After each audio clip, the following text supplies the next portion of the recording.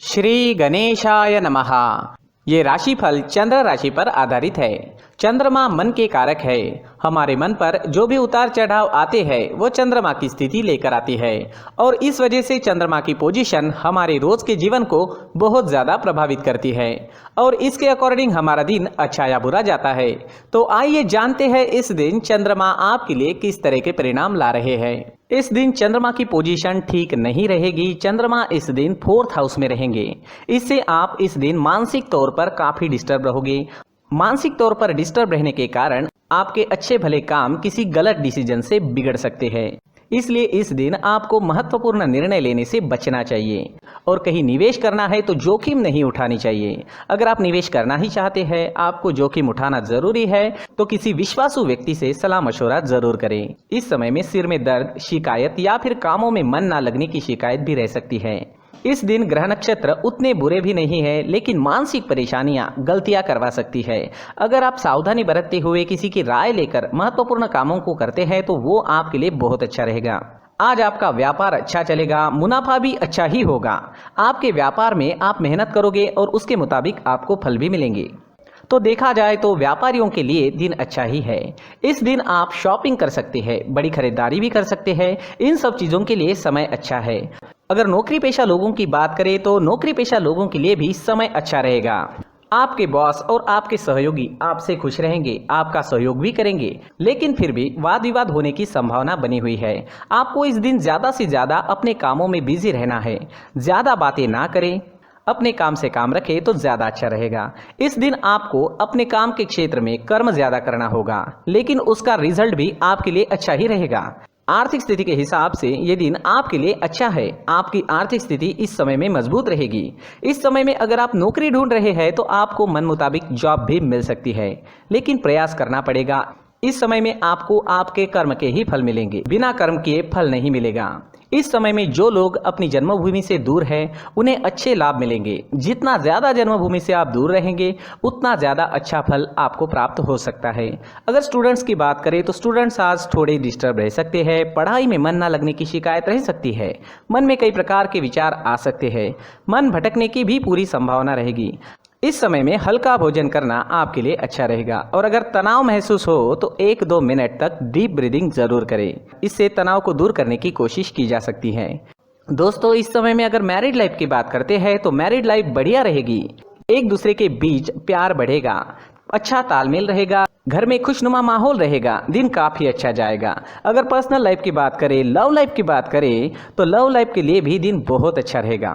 अपने पार्टनर को हमेशा खुश रखने की कोशिश जरूर करें और ध्यान रहे कि आपकी किसी गलत हरकत से पार्टनर को दुख ना पहुंचे। वो रिश्ते असल में रिश्ते होते हैं जहां सच्चा प्यार होता है और जहां सच्चा प्यार होता है वहां खुद से ज़्यादा अपने पार्टनर की चिंता होती है और वो रिश्ते आसानी से टूट भी नहीं सकते और ये चीज़ें अपने आप होती है।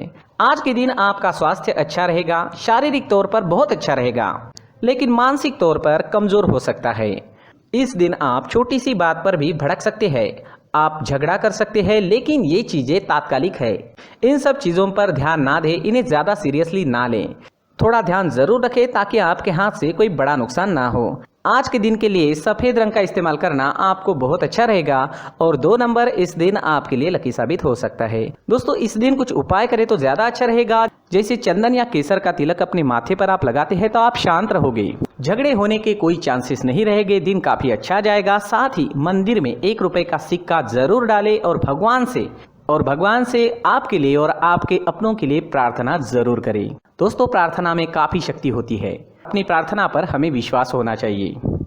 दोस्तों, ये राशिफल चंद्र राशि पर आधारित है, लेकिन कभी कभी हमारी पर्सनल कुंडली में बाकी ग्रहों की पोजीशन कुछ इस तरह की होती है कि आपके राशिफल परिणाम में बदलाव दिख सकता है। इसलिए राशिफल को एक मार्गदर्शन के तौर पर लिया जाए तो ज्यादा अच्छा रहेगा। दोस्तों, सभी राशि के लोगों के लिए जीवन में आगे बढ़ने के लिए कुछ जरूरी बातें वीडियो में आगे बताई गई है, तो वीडियो आगे जरूर देखें। नमस्कार दोस्तों, व्यक्ति को अपने जीवन में सफल होने के लिए मेहनत के साथ साथ भाग्य का साथ होना भी बहुत ही आवश्यक होता है। अगर व्यक्ति का भाग्य उसका साथ देता है तो कम मेहनत में ही अधिक सफलता प्राप्त होती है, परंतु कई बार ऐसा देखा गया है कि व्यक्ति के जीवन में कई ऐसी घटनाएं घटित होती है जिसकी वजह से उसको बहुत सारी परेशानियों का सामना करना पड़ता है और इस स्थिति में व्यक्ति को बिल्कुल भी समझ नहीं आता कि ऐसा क्यों हो रहा है।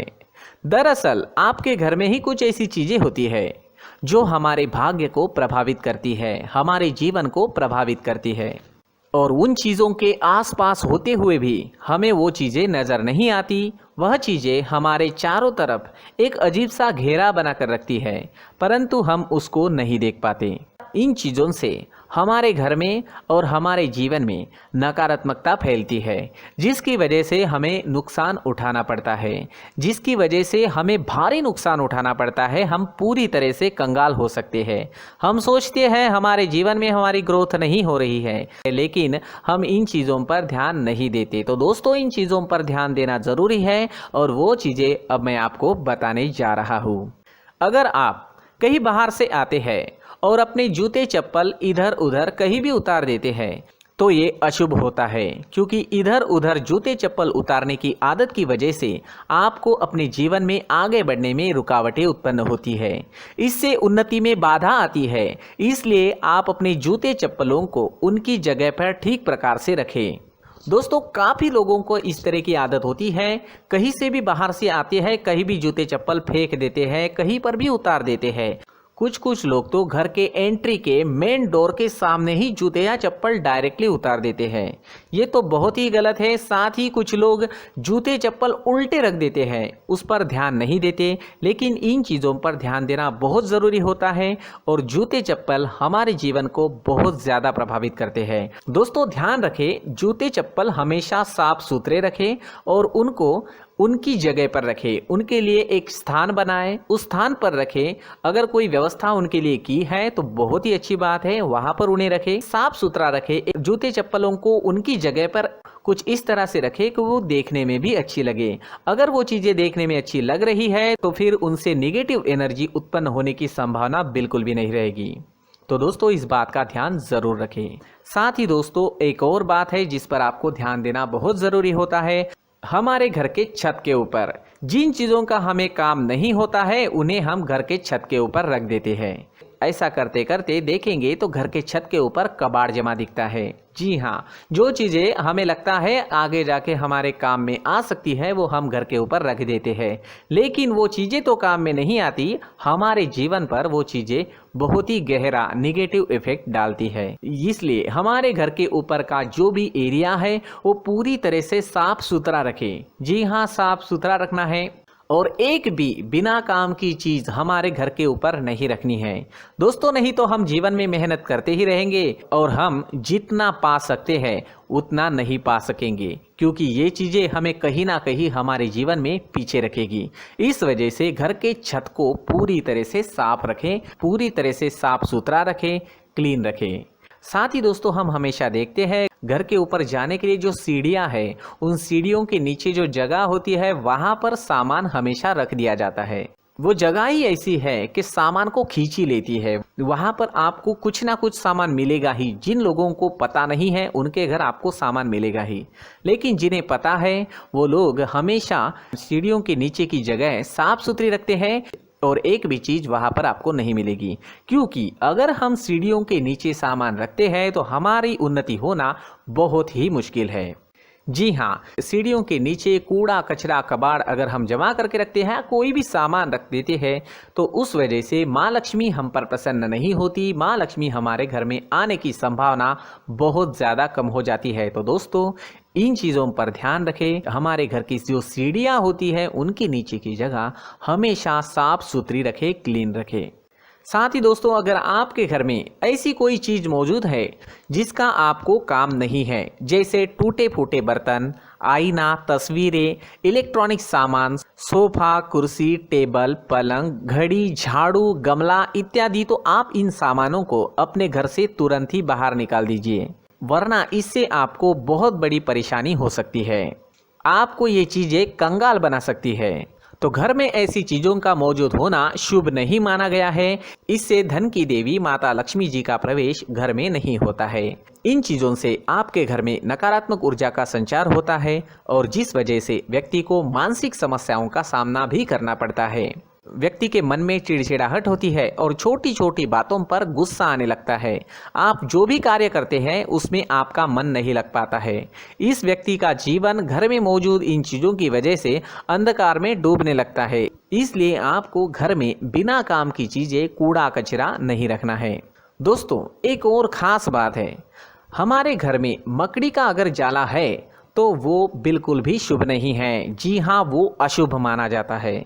घर में मकड़ी का जाला होना अशुभ है। इससे आपके अच्छे दिन भी बुरे दिनों में बदल सकते हैं, क्योंकि मकड़ी अपना जाल शिकार को फंसाने के लिए बनाती है। और अगर आपके घर में मकड़ी का जाला है तो इससे घर में नकारात्मक ऊर्जा का प्रभाव अधिक बनता है और वास्तुशास्त्र के अनुसार इससे सकारात्मक ऊर्जा का नाश होना शुरू हो जाता है और घर में नकारात्मक ऊर्जा बहुत ज़्यादा बढ़ जाती है। इसलिए आप अपने घर को हमेशा साफ सुथरा रखें। कम से कम 1 महीने में अपने घर के हर कोने की साफ सफाई ज़रूर करें।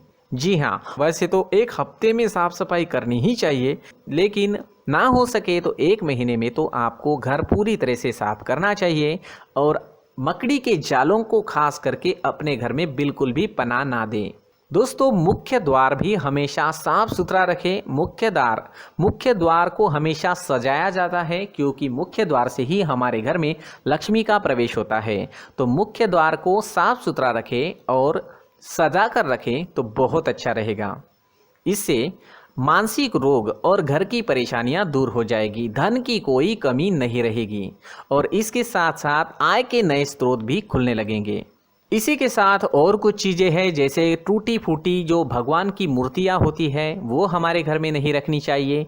साथ ही जो भगवान के पुराने फ़ोटो है जो जमा करके रखे हुए होते हैं, तो दोस्तों वो चीज़ें नहीं रखनी चाहिए। जो भगवान के फ़ोटो या भगवान की मूर्तियाँ जो घर के मंदिर में हैं, बस वहाँ तक सीमित है। अगर आपके घर के शोकेस में भी वो मूर्तियाँ रखी है, कुछ फ़ोटो रखे थे, उन्हें भी साफ़ करते रहना चाहिए। जिन चीज़ों को हम मेंटेन नहीं कर पाते, साफ़ नहीं रख पाते, उन चीज़ों को घर से हटा देना ही आपके लिए अच्छा रहेगा। साथ ही दोस्तों, कुछ तस्वीरें हैं, जैसे डूबते नाव की तस्वीर या फिर झगड़े की तस्वीर या फिर कुछ ऐसी तस्वीरें होती है जो देखते ही हमें समझ में आ जाता है कि ये तस्वीर निगेटिविटी दर्शा रही है। इस तरह की तस्वीर भी आपको आपके घर में नहीं रखनी है। जी हाँ, इस तरह की तस्वीर लगाने से भी हमारे जीवन में उसी तरह की घटनाएं घटित होना शुरू हो जाता है। हर एक चीज़ हमारे घर की हम पर प्रभाव डाल रही है, तो इन चीज़ों को ध्यान में आपको रखना होगा। तो दोस्तों, कुछ ऐसे छोटे मोटे बदलाव करके हम हमारे जीवन में खुशियाँ ला सकते हैं, तरक्की ला सकते हैं, धन ला सकते हैं, माँ लक्ष्मी जी का प्रवेश हमारे घर में हो सकता है। तो इन चीज़ों को ज़रूर आजमाएं। इस तरह के बदलाव आप आपके घर में ज़रूर करें। धन्यवाद।